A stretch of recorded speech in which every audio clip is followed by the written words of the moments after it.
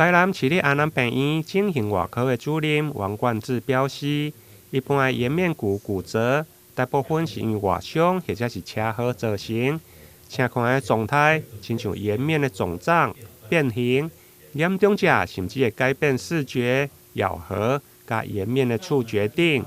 其中的关键就是颜面骨的中间相当的细微。两边的颜面骨的骨头宽度差异绝对免会超过0.2公分。我们现在在做颜面骨骨折，其实是非常精细的部分哈，因为颜面骨只要超过0.2公分的差异，大家会有觉得它的不对称性，甚至有时候会有一些功能性的影响，那包含像是我们眼底的骨折，如果你没有处理，有时候可能会有一些复视，或者是我们眼位高低的一个变化，让人家觉得就是一个不自然的情形。好，所以我们现在引进了这样的一个复合式的手术的一个操作，可以让我们的手术更精细，而且更精准的达到我们调教的高度。跟我们包含我们骨板的置放的一个安心性，还有精准性啊，这对我们安南区的居民而言是一个非常好的一个消息，而且也可以提供我们更好的一个利器，可以治疗这样颜面骨的骨折。亲像康先生虽然在第一时间以抢救为主，不过后来因为目睭的肿胀，加上失去嗅味觉，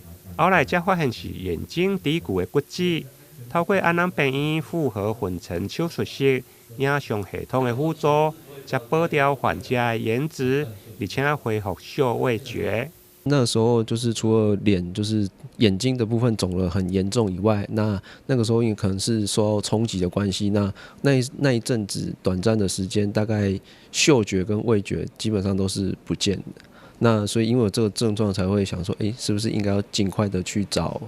医生来做救治？因为我怕如果拖久的话，神经损伤如果是变成永久，对自己也不太好这样子。颜面骨的手术，因为面部的肌肉加神经的构造复杂，加上一般拢无想要伫面部来留上疤痕，因此透过口内或者是眼睑下顶小的空喙来复位或者是固定。因为爱伫小的空喙内底执行，因此困难度嘛较悬。台南新闻林根采访报道。